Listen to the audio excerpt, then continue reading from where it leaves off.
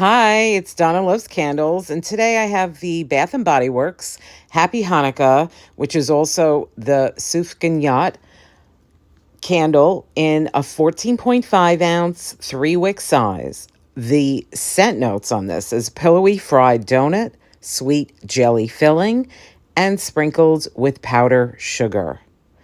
So it is a jelly donut that is usually filled with jam and is celebrated during Hanukkah. So why is it during Hanukkah that they are enjoyed and eaten? That's because they are fried in oil and they are to symbolize the miracle of the oil that lasted 8 days instead of one during the 8 days of Hanukkah. Here you could see the wax before I burn it the last time, how clean it's been, and pretty much not really having any soot in it. So I wanted you to see that. This candle came out in 2023. I bought many during the SAS sale, so I have about 6 left, and believe me, I've had a lot more than that since 2023. And I usually burn it every spring and summer, even though it came out for Hanukkah during the holidays. I really do wish that Bath and Body Works brought this back. So the nice thing about growing up in New York City was the exposure to all different melting pot of cultures and foods. I remember growing up, some of my Jewish friends introduced me to the Sufganiyot delicious jelly donut during Hanukkah and the holidays. So this is a full in-depth review, which means I'm going over the scent notes, the throw-in projection, and finally finishing out the performance on how well this candle did. So I will go into the scent itself. I definitely get all these notes. So definitely the fried donut scent, the sweet jelly filling. What kind of jelly is it? Well, I think it's more than just raspberry in here. I actually pick up with other berries, wild berries, even almost like a huckleberry scent in there. Again, I'm not great with berry notes, but I definitely don't just smell raspberry. There are other, maybe blackberry as well in here. And definitely I pick up on that powdered sugar note. So this is so authentic and delicious. I have to say, it makes my mouth water. You just want to have a jelly donut when you burn this.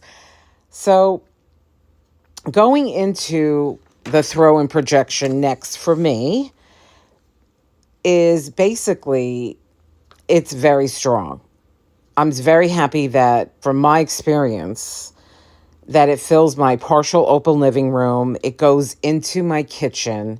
It goes down a hallway into a bathroom, off the hallway, and then into the bedrooms. So, and I do have normal ceiling heights. So if you have like a very large ceilings, open concept, it may not do as well. Of course, you may get a medium throw out of this, but I would say it's about an 8.5 out of 10, especially for this size candle, which is really amazing for me to have. Going into the performance, okay, it's been great until halfway down, right? So it's kind of like Bath and Body Works stories with their candles over the years, especially the past so many years. I would say within the past 7-8 years, sometimes halfway down, they start to perform differently, right? So what happened here, which happened last year when I burned this as well,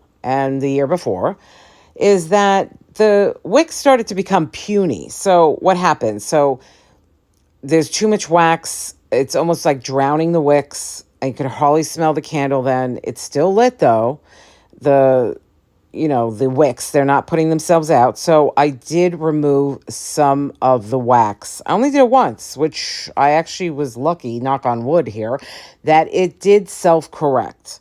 So since then, I have not even trimmed the wicks at all, even from the beginning, and I haven't had to. So I've been burning this in a glass hurricane to keep the heat in, as well as keep any kind of drafts out. So because I'm going right now, it's springtime here, I go from heat to AC, literally, because I'm on the East Coast. The weather has been sporadic. It's been very cold sometimes here in April and the beginning of May of 2026. And now today was a very warm day. So I'm almost near the end of this burning. I probably have one more burn left.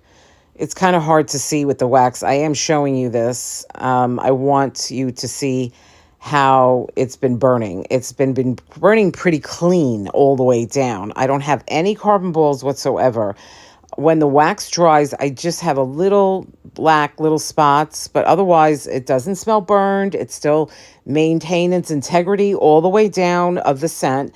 So it's not like it changed at all, which is really nice. It's been burning very evenly. Now, going into the actual overall performance, I would say it's a 10 out of... No, okay. I'll give it a 9 out of 10. 9 out of 10. Only because of the halfway point where it got a little puny, but it did self-correct. So I never had to trim it again.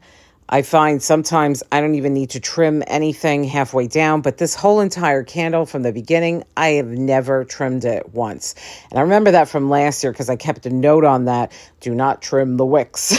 So I know, because sometimes you're not sure, right? I look at the wicks, do they need trimming or not? Again, you might have a different experience, but that has been my true opinion and experience on this candle. So that's what I have for you today. I would appreciate if you give me a thumbs up and if you could like and subscribe to my channel if you're enjoying my content. And if you hit that notification bell, you'll be notified of all my videos that it's coming out. I do have some other candles I'm trying to finish up and do some full burn reviews for you soon. So with that, I hope you have a great day. Bye.